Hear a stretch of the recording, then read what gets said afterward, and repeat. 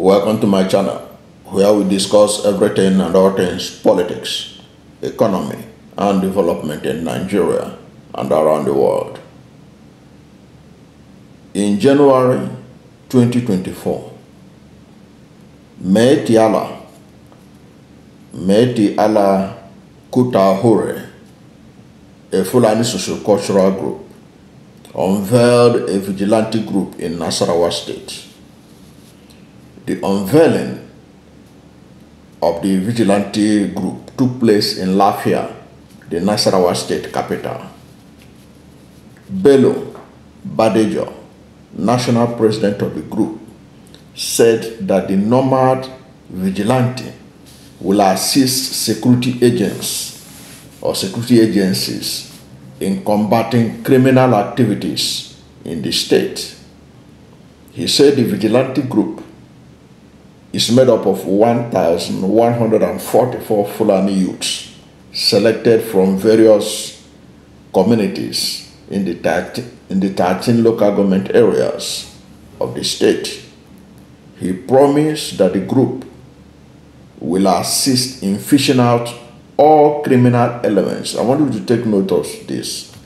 We assist in fishing out all criminal elements in Fulani communities and hand them over to the security agencies for necessary action.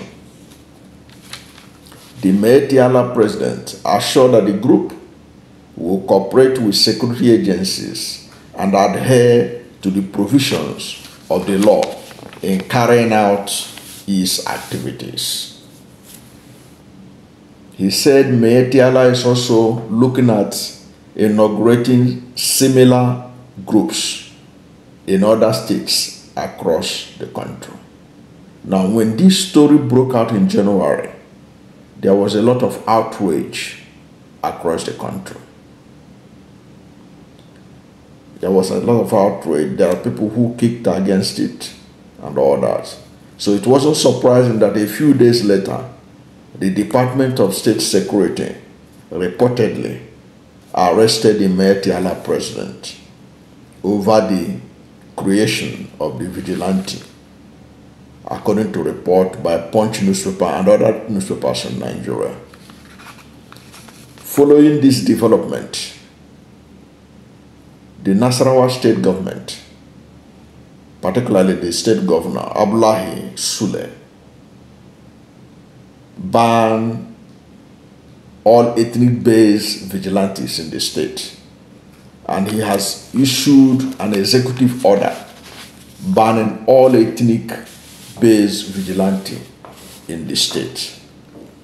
So right now, in Nasarawa State, it has been banned, all ethnic-based vigilante group, including Miyetti. Now, last Saturday, the Southwest farmers in southwest Nigeria signed a peace pact with Miyetti. That is what we are going to look at now and analyze. Because that pact with Miyetti doesn't look any much different from what Miyetti wanted to create in Nasarawa State. In the sense that you're going to see, look at it, you see what I'm talking about when I go deep into it. And what made this interesting is that the daughter, or the first daughter of Nigeria, if you like, President Bola Ahmed Tinubu's daughter, the Iyaloja General, Folashade Tinubu-Ojo, was present as farmers and herdsmen in southwest Nigeria last Saturday signed a peace pact to end clashes between the two warring groups and promote food security for the benefit of all. Now, the first daughter of Nigeria, if you like, means approving this means that this agreement is having approval of the federal government, whether we like it or not. The symbolism is important. There are very many symbolic things that happened on Saturday in Ibadan. One was that this thing was signed while Miyetti wanted to sign state by state, wanted to have this kind of arrangement in states, state by state. Like you had Badejo saying that they would like to have it, the vigilante in other states. The peace accord that was signed in Ibadan on Saturday was for the whole of the six states of the Southwest as a geopolitical zone. Now, let us look. Now, the coordinator of Commodities Farmers Organization in the Southwest, Segun Dasaolu, and the president of Miyetti Allah Cattle Breeders Association of Nigeria, Othman Ngelzarma, signed the Peace Pact on behalf of the two groups at a Commodities Farmers Organization Summit held at International Conference Center, University of Ibadan, the capital of Oyo State. The theme of the summit is Sustainable Food Production in Southwest Nigeria, the Way Forward. Now, according to the report, speaking separately while signing the agreement, Dasaolu and Ngelzarma said that the step became necessary to ensure that peace reigns in the zone in particular and Nigeria at large. Peace reign in the zone in Southwest and in Nigeria at large, which means obviously they have the plan to have this kind of peace pact signed all over the country to ensure peace. Dasaolu said, the summit focuses on ensuring that the Southwest farmers return to the farms, and also to promote food security in the country. In other words, they are saying that Southwest farmers they are not able to return to their farms unless they sign this peace accord. It means that the Southwest has been overwhelmed by insecurity in their farms, that the only solution they could see was to sign a peace pact with Miyetti Allah. That's what he's conveying here. Going on, he said the summit brings together farmers and herders across the 6 states in this region. This is to allow them to profile solutions to challenges faced by both groups and the need for the government to carry us along in providing support, policy formation, and assistance.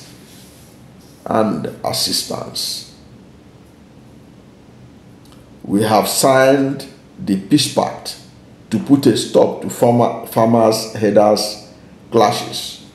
The first step we are going to take is to identify who are genuine herders. This is similar to what they wanted to do in Nasarawa, in the sense that they promised that they will identify criminal elements in their communities. Okay, now it is no different from what we are having here now in the Southwest. Who are genuine herders in the Southwest? He said the first step we are going to take is to identify who are genuine herders in the Southwest. We have also agreed together to collect or collate data in that regard. You can see, as far as I can see, it's no different from what they wanted to do in Nasarawa. Perhaps this one they will not wear uniform. They were not announced as vigilante, but there is no doubt about it that what they intend to do there will be similar to what a vigilante can do. Also, the president of Miyetti Cattle Breeders Association of Nigeria, Ngelzarma, said, "Nothing works when there is no peace. So we work with farmers to promote food security in Nigeria." We work with farmers to promote food security in Nigeria. We will also work in collaboration with them to fish out kidnappers in the Southwest Zone in particular and Nigeria in general. Now, a former governor of Oyo State and the Otun Olubadan of Ibadan land, Chief Folashade Tinubu-Ojo, and the Iyaloja General, who is also the daughter of President Bola Ahmed Tinubu, Folashade Tinubu-Ojo, were among notable Nigerians who witnessed the signing of the peace accord. Now, like I said, with the daughter of the president being there, it is assumed that this has a presidential authority. So the question is this the new template? Does it mean that Nigerian government cannot provide enforced rule of law? They cannot provide security for Southwest farmers to go to their farms? Is this a sign of failure of governance in Nigeria and failure of enforcement of the law? Because I thought that most Southwest states has anti-open grazing laws. Why are they not being enforced? Because if they are being enforced, there will be no need for anybody to harass farmers in their farmlands. Does it mean that the Southwest Nigerian states do not have anti-open grazing laws? If they do, why is it not being enforced? Again, what is the essence of the Omotekun that was established to ensure security in that region? It means that Omotekun has also failed. It means the state failed. Omotekun was an establishment of the states in Southwest, has also failed. This is troubling in the sense that it is now showing a confirmation of the recent editorial by the Financial Times of London, which is titled "Nigeria's Kidnapping Racket is a Symptom of a Failing State." Literally, the Financial Times described Nigeria as a failing state. They were being charitable. They didn't want to call Nigeria a fair state, but they said Nigeria is a failing state. Because you cannot tell me that in the 21st century, cattle breeders will be fighting with farmers when cattle breeders all over the world, wherever you see successes in that business, they have what they call ranching. They do ranches. So why should cattle breeders overwhelm farmers, ancestral farmers in Southwest? These Southwesterners are the indigenous owners of the land.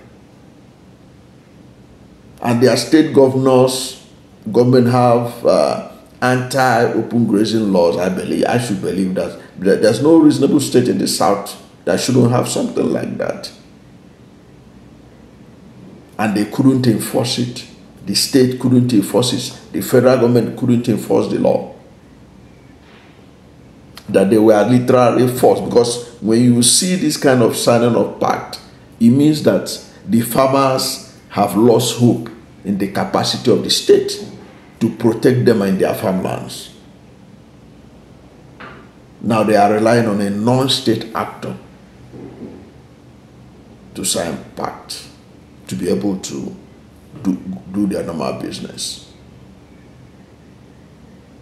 Now, if states like Kano could be able to enforce anti-alcoholic drinking laws through the Hisba, why can't Omatekun be able to enforce anti-open grazing law in southwest Nigeria?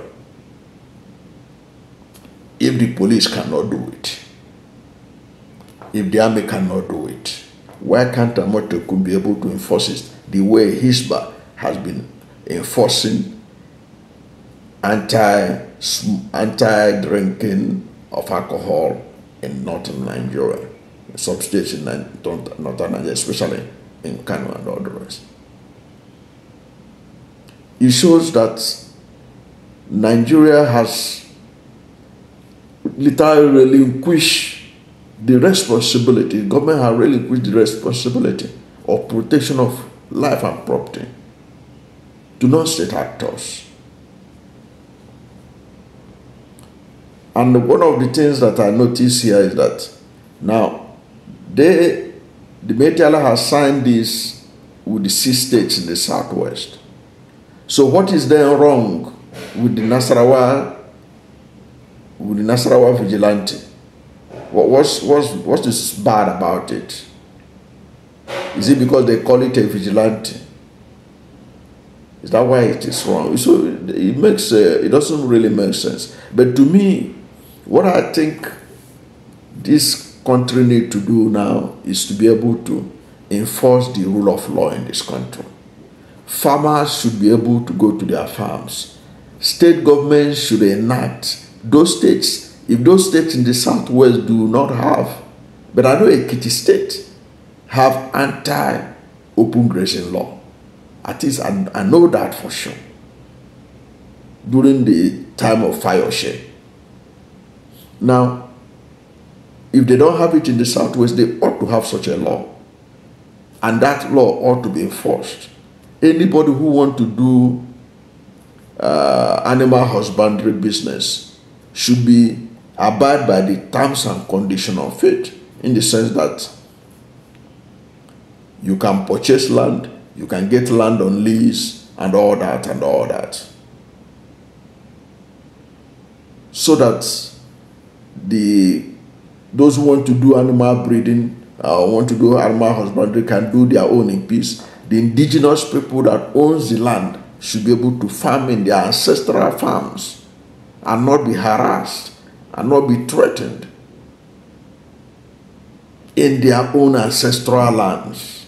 Now, why this is interesting is that if the southwest people who have the president of Nigeria could be able to succumb to do this, because apparently they have tried everything they could to ensure that farmers can go to farm.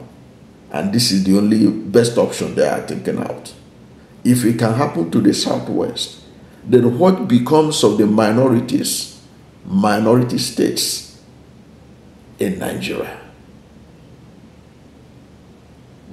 That is why Nigeria is failing as a state. The failure of the institutions to rein in citizens in line with the rule of law, in line with the laws of the land. If a state has anti-open grazing law, the responsibility is that of the state and federal government to enforce that law. Nobody should be above that law. Nobody should be above that law. If you are going to Kano, you should know that if you venture into alcoholic business, that is your business. You are going to enter into trouble in Kano State. Now, if you want to do animal husbandry in southern Nigeria or anywhere in Nigeria, there should be anti-open grazing laws, of which many states, both in the south and the north, they have them. Especially, at least I know about in the north central, there are many states that have anti-open grazing laws, from Plateau to Benue and what have you. It is the enforcement that is the problem.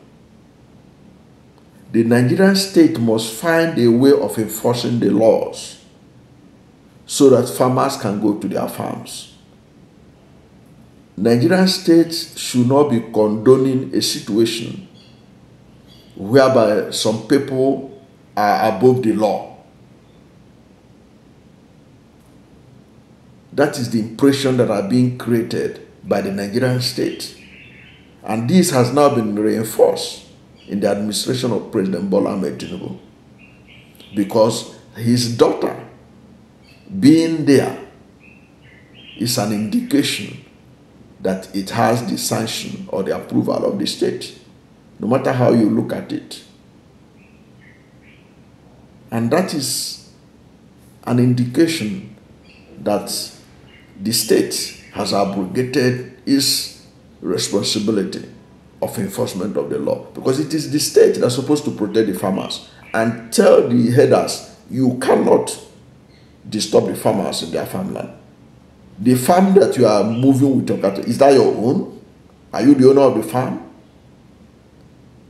What is your linkage with those land? Where is your papers to show that you have equal right with the ancestral owners of that land? That is basically something that state can enforce. But Nigerian state appears not ready to do that. And President Bola Ahmed Tinubu, under his administration, has also shown that he cannot be able to use the states to enforce these laws. That is what may have encouraged the Southwest farmers. And I can understand, because we are now in the farming season. They don't want anything to disturb their farming activities. They have to sign a peace accord. In other words, admitting that there had been a war going on in Southwest Nigeria between farmers and herders. And similar reports are being seen also in the media in other parts of the country. Is that how a nation that wants to have food sustainability, a nation that wants to be taken seriously in the Committee of Nations, even if the federal government of Nigeria want to help the herders, don't they know what to do? The vast land of Nigeria, almost 70% of it are in northern Nigeria. Federal government should be able to assist them to establish ranches. If it is lack of vegetation as a result of climate change that is the issue that is driving them, there are things to be done about it. Israel is a desert country. Many Arab countries, UAE and others, they are desert countries, but they were able to raise cattle and everything through ranching and what have you, through the application of technology. That is what the federal government should do to ensure sustainability of that business, instead of this business of transhuman movement of cattle from one place to the other. Get the vast land in northern Nigeria, get it adaptable to raise cattle in one spot, and provide the necessary incentive for them, so that the farmers in other parts of the country can do their business safely, as is done all over the world. But the federal government appears not lacking the political will, and the state governments also are doing political correctness. They are not enforcing the laws that they have, and the result is what you have gotten now on Saturday, the signing of a peace pact. Where is that done anywhere in the world? Is that in America that you have seen where farmers are signing peace pact with cattle breeders?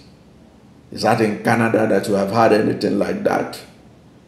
Is that in Ghana? Have you had anything like that in Ghana? Have you had anything like that in Togo? Have you had anything like that in Niger? Have you had anything like that in Cameroon? Have you had anything like that in South Africa?